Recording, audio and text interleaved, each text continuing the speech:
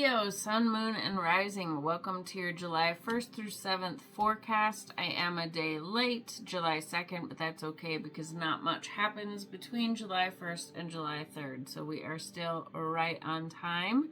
Hi, I'm Sarah with Life with Training Wheels, where we explore astrology, tarot, and other spiritual growth tools to help you stay grounded and inspired while you ride the wild waves of transformation. If that sounds like something that you enjoy, hit the like and subscribe button so you don't miss any of my upcoming weekly astrology, daily tarot prompts, all the stuff that I am posting. I'd love to have you watch it all. If you're new here, welcome. I'm so glad you found your way here. And if you are returning, thank you so much for returning.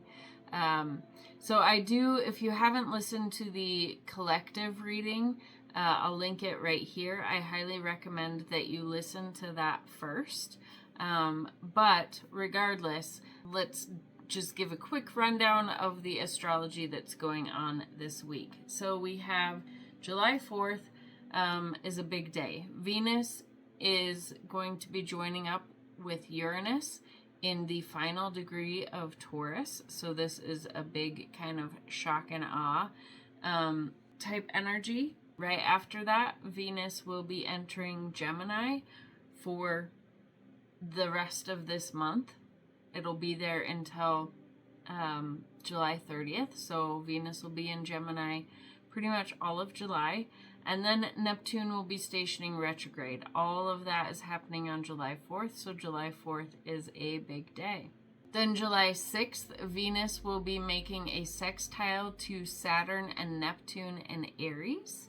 And then July 7th is another very big day. Uranus will enter Gemini, which is the start of a big collective revolution, basically, as well as an individual revolution. And then Venus in Gemini will also trine Pluto in Aquarius. So it is a big week for Venus, which is the planet of love and money. And then a big activation week for Gemini for you as well. So the themes for you this week are career disruption, power in your network, and reinventing your dreams. The reason why I say career disruption is because the Venus-Uranus conjunction is happening in Taurus, which is in your 10th house of career and public image. So with Uranus in Taurus, you've likely felt a lot of shifts, and your career space has likely gone through a lot of transformation and ups and downs, and a lot of unexpected things have happened there over the last 7 to 8 years, and this is kind of like the final shakeup of that. So with Venus meeting up here at the 29th degree, you might be getting some final clarity over what your career has been over the last 7 to 8 years. You might have some sudden realizations. Venus is our love, our relationships, and our money.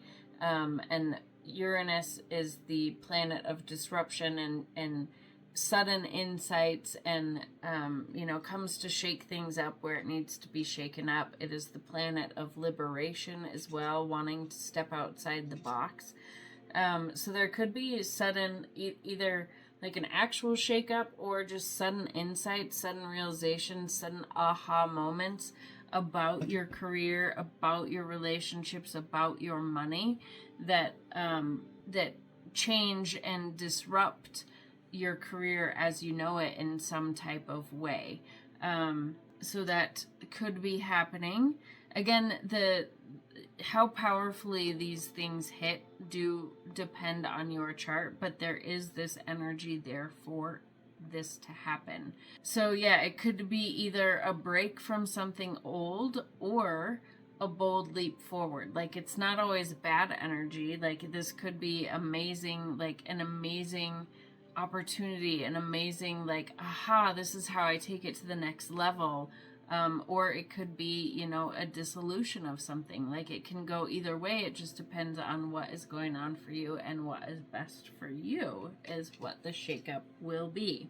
Then, as Venus moves into your 11th house, Gemini, of friendships and your social circle and everything like that, you'll likely be, your social magnetism will increase, and meaningful connections will blossom. So, you know, wherever Venus is, that's kind of where other people are going to be magnetized to us, where we're going to be having some luck, where we're going to be, just having beauty, feeling more love, things like that. And so Venus is going to be here in your 11th house of friendship and social circles, the groups that you belong to. It's going to be lit up all of July.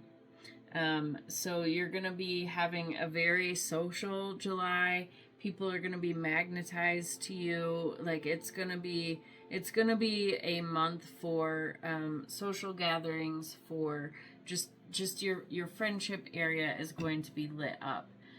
So that is exciting. And Venus will be here, like I said, the whole month. It won't be leaving your 11th house until July 30th. So then, with Venus making a sextile to Saturn and Neptune in your 9th house is our belief systems. It is can be teachers, it can be people from foreign places or foreign lands. So with this sextile, it could be, you know, the sextile between your house of friendship and this house.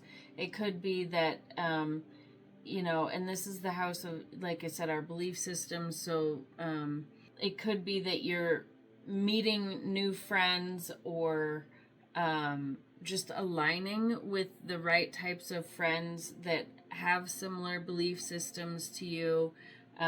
Like, that's kind of maybe who's going to be magnetized to you. You might meet people from either foreign lands, or people that aren't in your normal social circle might come into your life and kind of be magnetized to you.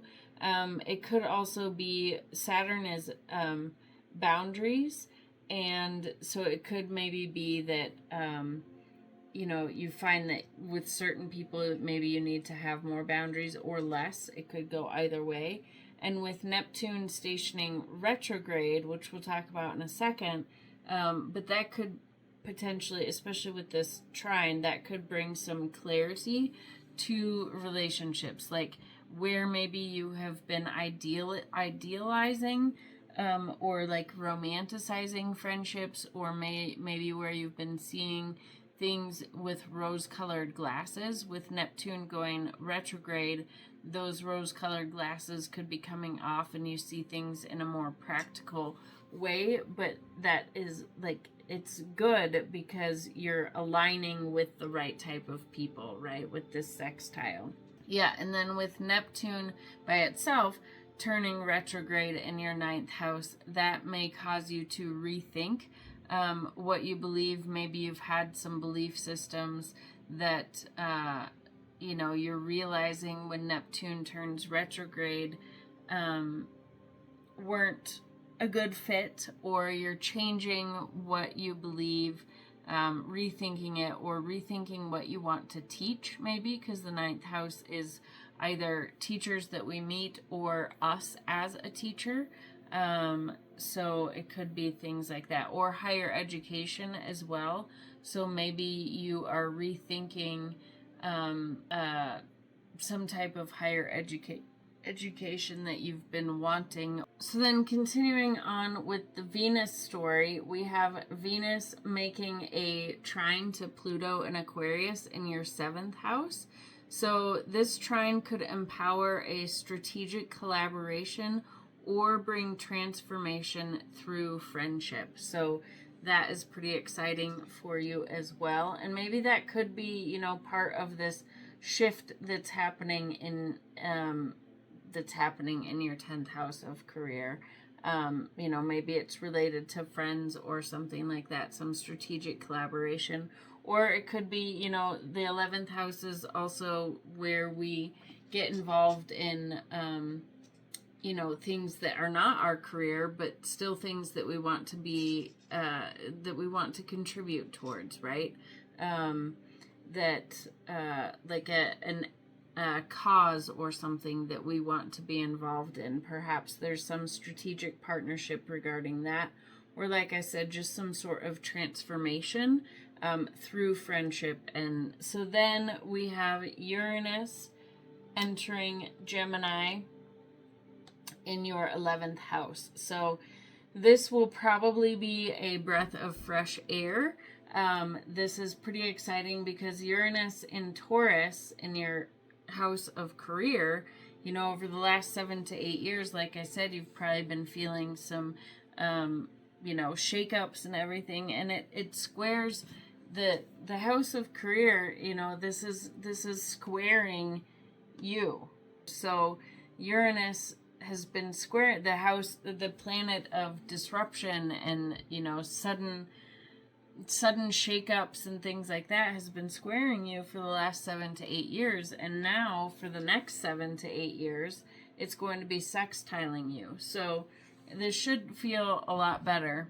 And Uranus will be in Gemini in your 11th house for the next 7 to 8 years, like I said. And so similar to the types of shakeups that have happened and ups and downs that have happened in your career, there could be similar type shakeups in your 11th house of friendships and social circles. So keep your eye out for a video. I am going to be doing an in-depth video about what Uranus means in each of the signs and what might transpire over the next 7 to 8 years. But what this really means, being in your 11th house, is like the 11th house is our hopes and dreams and goals and visions. So there could be in a revolution of your goals. You'll want freedom in how you create your future,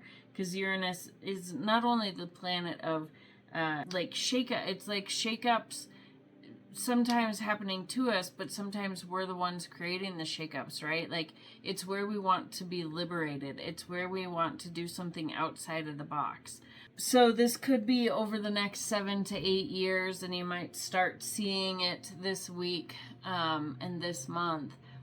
But your friendships and the social circles that you belong to could completely change. If you've been somebody who has been with like a wild, more eccentric crowd, you might find that now you are attracted to a more like stable, steady type crowd. If you've been, if your social circle has been that stable ho-hum group, then you might be more drawn to more eccentric type people over the next 7 to 8 years. So expect to see those types of things. Your friendships just, being wildly different than they have been in your entire life up until now. Because Uranus takes 84 years, so it only hits a part of our chart once in a lifetime. Okay, and the last thing I want to mention about Uranus in Gemini in your 11th house. So the 11th house is a financial house, and so it's where we get, it's where we receive the money or the gains from the work that we put into the 10th house. So kind of like the karma of the 10th house, right? But with Uranus being there and Uranus being a planet of instability, this can indicate that over the next 7 to 8 years, you may have some wild shifts in your income from your career. So if you, especially if you're somebody who is like commission-based or, you know, a business owner or something like that. There could be wild shifts, and this doesn't necessarily mean a bad thing. Like, the wild shifts could be massive gains, but it also could be periods of losses as well. So the recommendation would be over the next 7 to 8 years to make sure that you are in a good spot for and have some savings built up or something like that for these potentially down times. So it's like over the next 7 to 8 years, your income could go like this. Could ride some waves, so just be mindful of that and start planning for that would be my advice there. But kind of exciting along the friendship line. Now I am going to pull a card for the Leo group, and I am using my Light Seers Tarot deck. If you are interested in purchasing this deck, it is one of my favorites. It's probably one of my top 3 favorites.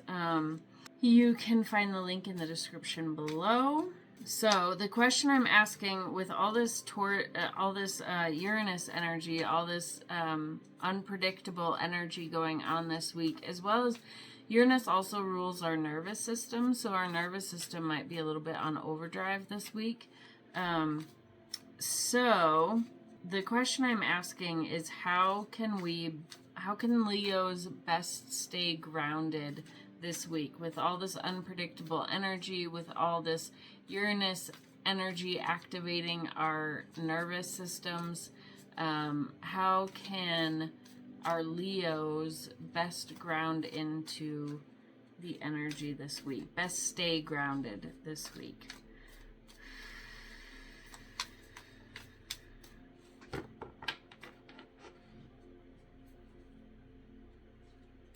Okay.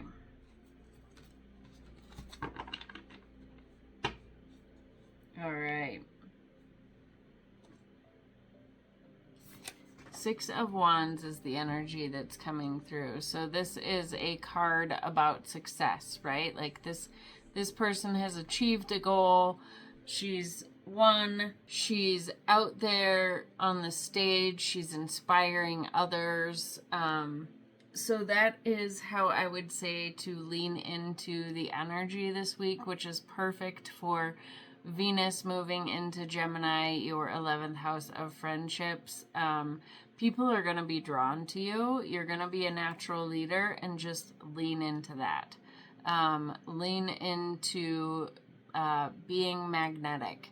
Lean into, just capitalize on it, right? Don't shy away from it. Really ground into that energy and love it, right? Because that's not always the case, right? That type of energy comes and goes. So yeah, the advice would be to just really ground yourself into the leadership role that you are being called to be in for the next month.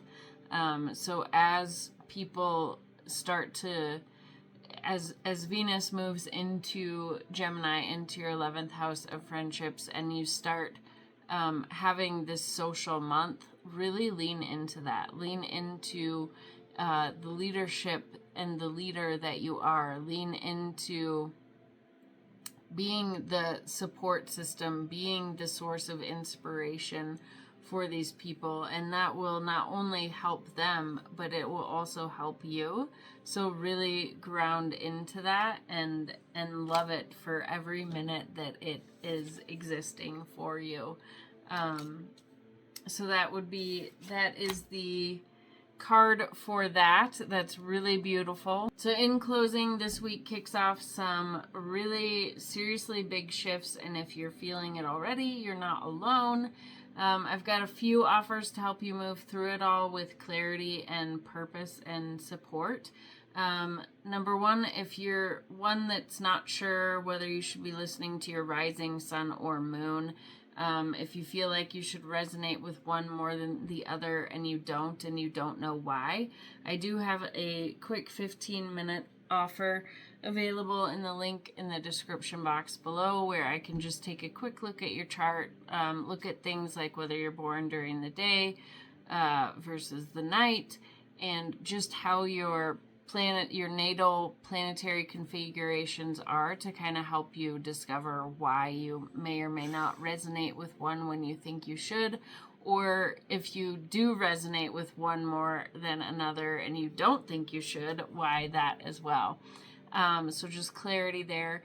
And then if you want to just have a quick look-see as well, to see if if you're really feeling this energy and having a tough time with it, or just want to understand it better and how it's affecting you more personally, if it's hitting any of your natal planets, I can help look at that and help just kind of guide you as to what areas of your life are being most heavily impacted with this. And then I also just kicked off my third month of Tarot for Growth challenge.